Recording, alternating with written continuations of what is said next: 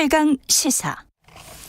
네, 제닛 앨런 미국 재무부 장관이 방한을 했었습니다. 한미 경제 공조가 어떻게 변할지, 그리고 한국이 처한 경제 현실 어떻게 달라질 수 있을지 이종우 이코노미스트와 관련해서 이야기 나눠보겠습니다. 안녕하세요. 예, 안녕하십니까. 예, 일단 그 대통령까지 만났어요. 대통령까지 접견을 했고 주요 내용을 요약하고 좀 평가까지 해주시면 좋겠습니다.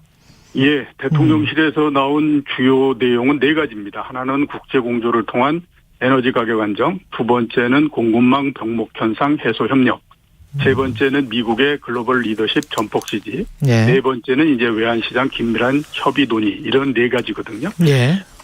전체적으로 봤을 때 앞에 그 에너지 가격, 그 다음에 공급망 이 부분들은 미국이 굉장히 아무튼 요구를 한 것 같고요. 그렇죠. 그래서 네. 에너지 가격 같은 경우에는 가장 현안이 되고 있는 러시아 원유 최고 가격 협조, 이 부분들을 얘기를 한 것 같고, 그다음에 이제 공급망 병목 현상은 배터리하고 반도체, 이 그렇죠. 부분들이거든요. 예. 그러니까 이거는 뭐 둘 다가 그 미국이 요청을 한 것 같다라는 생각이 들고, 외환시장 긴밀한 협조, 이거는 뭐 계속 그 우리 얘기됐던 통화수합, 예. 이 부분들이니까요. 이거는 이제 우리나라가 요구를 한 것 같다, 이런 생각이 들거든요. 전체적으로 보면 남는 장사를 하지는 못한 것 같다라는 생각이 많이 듭니다. 예. 그러니까 그 에너지 가격도 그렇고 공급망도 그렇고 이게 어떻게 보면 중국이나 러시아 입장에서 봤을 때는 되게 불편한 그 내용들이잖아요. 그렇죠. 근데 예. 이제 거기에 그 포함을 하겠다라고 하는 거기에 들어가겠다라고 하는 거는 어떻게 보게 되면 이제 묵시적으로 이미 그 어느 정도는 얘기가 된 것 같다, 이런 생각이 드는데, 이 문제는 뭐냐면 우리가 그쪽으로 들어간다라고 했을 때 그렇게 보면 중국하고 러시아하고의 일종의 어떻게 생각하면 갈등 요인들이 생기는 거기 때문에 척을 지게 되는 거죠. 예. 예, 그렇죠. 그렇기 때문에 손해가 어느 정도 난다라고 하는 거는 알겠는데, 그러면 우리가 미국이 얘기하는 블록으로 들어갔을 때 어떤 이득이 날 것인가 하는 거에 대해서는 아무리 내용을 살펴본다고 하더라도 뚜렷하게 떠오르는 게 없어요. 그렇죠. 그렇게 따지면 결국 남는 장사를 하지는 못한 것 같다, 이런 생각을 할 수밖에 없지 않나라는 생각이 듭니다. 그 재무장관, 미국 재무장관이 와서 본인 요구는 쭉 했는데 우리가 예. 뭔가 왔다 갔다 주고받은 내용은 그렇게 없는 것 같다, 그런 말씀이시고, 특히 예. 이제 한미 통화 수합 관련해서 좀 기대를 한 측면이 있거든요. 예. 예. 근데 이게 명확하게 뭐 명시적으로 말이 안 됐습니다. 유동성 예. 공급 장치 등 다양한 협력에 나설 수 있다. 우리 정부 발표도 이거기 때문에 미국은 전혀 다른 생각을 하고 있을 수도 있고요. 예, 그렇죠. 미국이 그런 태도를 보이는 건 제가 어떻게 봤을 때는 당연하다라는 생각이 많이 들거든요. 예. 예, 왜냐하면 우선은 보면 그 통화수합이라고 하는 것이 연준소관이기 때문에 재무부 장관이 와서 얘기할 수 있는 부분들이 그렇게 많지는 않죠. 예. 똑같이 보면 중국에 있는 그 관리가 와서 우리나라에 와가지고 그 기재부 장관을 만나서 한국에서 금리를 계속 인상을 해가지고 불편하니 금리 인상 부분을 어떻게 좀 자제를 할 수 없겠습니까라고 얘기하면 기재부 입장에서는 뭐라고 얘기할 수밖에 없습니까? 우리가 뭐 얘기를 한번 해보겠습니다, 이렇게 얘기할 수밖에 없잖아요. 예, 그렇죠. 그러니까 이제 소관 부분에서 이제 문제가 있었다라고 봐야 될 것 같고요. 그다음에 이게 그 통화수합 부분들을 우리가 이 재무장관 회의가 열리기 이전서부터 계속해서 이렇게 많이 요구하는 형태였거든요. 사실은 바이든 대통령 방한 전에도 논의가 됐었어요, 한국에서. 예, 그렇죠. 이게 미국 입장에서 봤을 때는 이번에 이제 그 장관 회의를 하면서 한국을 뭔가 유인할 수 있는 수단이 있어야 되는데, 한국의 통화수합을 워낙 원하기 때문에 이게 좋은 건수가 됐다라고 볼 수가 있는 거죠. 예. 근데 미국 입장에서 봤을 땐 이거를 명확히 들어주겠다라고 하는 얘기를 하지 않는 것이 가장 득이 되는 그 협상의 태도잖아요. 그러니까 들어줄 것 같으면서 예. 또 명확한 대답을 안 하게 되면 그만큼 얻을 수 있는 것도 많아지고 이런 형태가 되는 거니까, 그런 입장에서 봤을 때는 미국의 그 통화수합을 대하는 그런 태도, 이거는 뭐 충분히 이해는 간다, 이런 생각이 듭니다. 결국에 이제 보면 그런 가운데에서 얼만큼 얻어낼 수 있느냐 하는 것들은 우리의 능력인데, 거기에서 뚜렷하게 어떤 성과를 낸 것 같다라는 생각은 잘 들지는 않습니다. 이 프렌드 쇼어링이라는 것도 이번에 새로 등장한 단어인데 프렌드 쇼어링도 사실은 중국에 있는 생산 기지를 미국의 우방국들이 다른 곳으로 빼내자 이런 느낌이란 말이죠, 지금. 예, 그렇죠. 예. 그러면 미국이나 서유럽에 있는 생산 기지를 한국으로 좀 들여오자. 우리 입장에서는 사실은 프렌드 쇼어링이 그렇게 우리는 생각을 하는데 예. 그거는 될 가능성은 별로 없을 것 같고. 예. 뭐 우리나라로 들어올 가능성 그 부분보다는 예. 전체적으로 미국이 공급망이나 이 부분들에서 새로운 판을 짜는데 예. 그쪽에 이제 미국 쪽으로 우리가 적극적으로 들어와 줬으면 좋겠다라고 하는 그 거다라고 이제 그 이해를 하는 것이 더 맞지 않나라는 생각이 들거든요. 그러니까 본인들 일자리는 계속 이제 추구하고 싶은 거잖아요. 예, 그렇죠. 예. 근데 이런 그 형태는 이미 상당히 좀 예상이 됐었다라고 볼 수가 있죠. 2019년도에 미국하고 중국 사이에 분쟁이 있었지 않습니까? 예. 그러니까 그 무역 분쟁을 제일 처음에 했었는데 그때 무역 분쟁을 하면서 무역 분쟁 다음에 이 수수는 기술 분쟁이다라고 얘기를 많이 했었습니다. 예. 그러니까 당연히 지금처럼 서로 간에 블록을 나눠가지고 경쟁을 하는 그런 형태가 될 가능성이 높다라고 봐야 되고, 그다음에 바이든 대통령은 취임 전서부터 동맹과 함께 중국을 제재하겠다 이런 얘기들을 굉장히 많이 했었거든요. 그랬죠. 그런 측면에서 봤을 때에 이번에 뭐 프렌드 쇼어링 뭐 이런 부분들도 다 그거의 일환이라고 봐야 되죠. 그렇기 때문에 이게 과연 우리가 여기에서 어떤 형태 그리고 어떤 태도를 취하는 것이 국익에 가장 도움이 될 것인가 하는 부분들에 대해서는 고민을 많이 해야 되는 그런 게 아닌가 싶습니다. 지금 통화 수합 무산돼서 환율이 지금 한 1,300원대인데 예. 어떻게 생각하세요? 국가 부도 프리미엄 같은 경우 우리가 한 50bp 정도 되나요, 지금?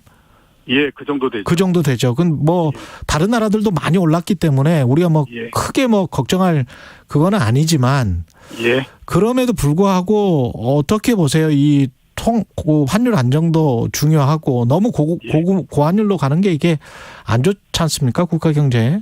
네, 그렇죠. 이렇게 이제 뭐 환율이 아주 오랜 시간을 두고 조금씩 오른다라고 하면 그건 조금 더 충격이 덜한데 최근처럼 이렇게 갑자기 빠른 속도로서 올라가게 되면 뭐 기업도 그렇고 가게도 그렇고 그거에 대한 적응도 이 부분들은 굉장히 좀 떨어질 수밖에 없다라고 봐야 되거든요. 그렇기 때문에 이제 그 부분들에서 문제가 된다라고 봐야 되는데 우선 지금 가장 걱정하는 건 뭐냐면 원달러 환율이 워낙 많이 오르기 때문에 혹시 이러다가 1997년도처럼 외환위기나 이런 것들이 발생하는 거 아니냐라고 하는 거에 대한 두려움 이게 굉장히 지금 큰 상태 이렇게 볼 수 있지 않습니까? 우선 보면 당분간 아무튼 원달러 환율의 약세 그다음에 높은 수준 이거는 벗어나기는 좀 어렵지 않을까라는 생각이 듭니다. 이게 원화가 약해지는 것이 다른 것보다도 달러가 너무 강하기 때문에 그렇거든요. 1년 전에 달러 인덱스라고 있습니다. 주요 통화, 6개 통화에 대비해서 달러가 어느 정도 지위를 갖고 있느냐 하는 건데 그게 90 정도였거든요. 1년 전에? 1년 전에. 근데 이번에 가장 높을 때 107을 넘어갔기 때문에 이게 1년 사이에 거의 한 18% 정도 달러가 강해진 거잖아요. 그러니까 다른 쪽은 반대의 형태가 되는 거고 아직까지도 달러를 강세로 바꿨던 요인이 사라지지 않은 상태이기 때문에 그런 측면에서 봤을 때는 원달러 환율의 약세 이 부분들은 당분간 계속될 가능성이 있고요. 외환위기 이 부분들은 아직까지는 좀 기우가 아닌가라는 생각이 듭니다. 뭐라 그러더라도 우리나라의 외환불구가 여전히 한 4,400억 달러 갖고 있고요. 2014년서부터 우리나라가 대외 순채권국입니다. 그렇기 때문에 옛날하고는 좀 많이 차이가 나는 그런 상황이기 때문에 그런 측면을 봤을 때는 일단 현재의 빠른 속도로서 올라오고 있는 원달러 환율 이것만 조금 잡히게 되면 그래도 조금은 안정이 되지 않을까라는 생각을 갖고 있습니다. 환율 걱정도 있는데 우리는 사실은 중국의 중간재 반도체 이런 거를 많이 팔지 않습니까? 그런데 이제 이번에 논의가 됐던 게 치포 이야기에서 한국, 일본, 대만 그리고 미국 여기끼리만 이제 서로 반도체 공급하자 뭐 이런 이야기인 것 같아요. 그러면 우리는 엄청나게 큰 마켓을 잃어버리는데 시장을 잃게 되는데. 그렇죠. 이거 어떻게 해야 될까요? 이런 요구를 할 거다라고 하는 거는 상당히 좀 예상이 됐었다라고 봐야 되죠. 예. 앞에서 말씀드렸던 것처럼 미국하고 중국 사이에 기술 분쟁이 벌어졌을 때 제일 먼저 미국이 꺼낸 품목이 반도체였거든요. 예. 그렇게 되면 당연히 반도체를 현재 세계에서 지배하고 있는 나라들을 중심으로 해서 하나의 블록을 만들 거다라고 하는 거는 이미 예상이 됐다라고 봐야 되거든요. 그렇기 때문에 이제 여기에서 우리가 어떻게 그걸 해야 될 건가 하는 건데, 미국이 이건 현재 약간의 이제 당근을 계속해서 제공하고 있는 상태죠. 520억 달러의 반도체법을 만들어서 미국에 투자하고 그러는 기업들에 대해서 지원을 해주겠다 이런 얘기를 하고 있거든요. 예. 근데 지원을 해주면 반대쪽에 또 우리가 그에 따라서 준수해야 되는 부분들이 있는데, 그렇죠. 중국에 대해서 반도체 투자하지 않겠다 이런 얘기를 거기에다가 집어넣어 줘야 되거든요. 근데 문제는 뭐냐면 지금 우리나라의 메모리 반도체 수출 중에서 대중국 수출이 48%입니다. 그러니까 50% 정도인 거죠. 예. 그러니까 이게 만약에 중국 시장이라고 하는 것이 굉장히 약해지거나 아니면 어떤 형태로 제재가 들어온다라고 하면 우리나라 반도체 회사들도 상당히 어려울 수밖에 없거든요. 그럼요. 예. 그렇죠. 그러니까 중국이 그 부분에 대해서 지금 계속해서 거론하고 있고, 만약에 미국과 함께 칩포 동맹에 들어간다라고 하면 중국도 한국 반도체를 신뢰할 수 없기 때문에 우리가 독자적인 생산에 박차를 가겠다 이런 얘기를 하고 있거든요. 그렇기 때문에 이게 상당히 어려운데, 이럴 때는 가장 좋은 방법이 뭐냐면 예. 확답도 안 하고 부인도 안 하고 이런 형태로 계속 끌고 가는 것이 가장 좋은 칩포 동맹 예. 가입에 관해서 예. 그만한 시장을 마켓을 우리가 어디서 지금 당장 발견할 수가 없잖아요. 지금 당장도 발견할 수 없고, 예. 그다음에 또 앞으로도 그런 시장을 그만큼의 시장 이거를 어디에서 찾기도 어렵다라고 봐야 되죠. 그걸 포기할 수는 없는 거 아니에요. 포기하고 거기에서 미국에서 공장을 해서 미국 사람들에게 판다고 한다 할지언정 그 정도의 시장은 어디에서 찾을 수가 없는 거잖아요, 지금. 예, 그렇죠. 예. 시간을 끄는 수밖에 없다. 미중 사이의 패권 싸움에서. 이번에 중동 바이든 대통령이 중동 방문하지 않았습니까? 예. 거기에서 보면 가장 남는 장사를 했던 곳이 제가 봤을 땐 사우디거든요. 네.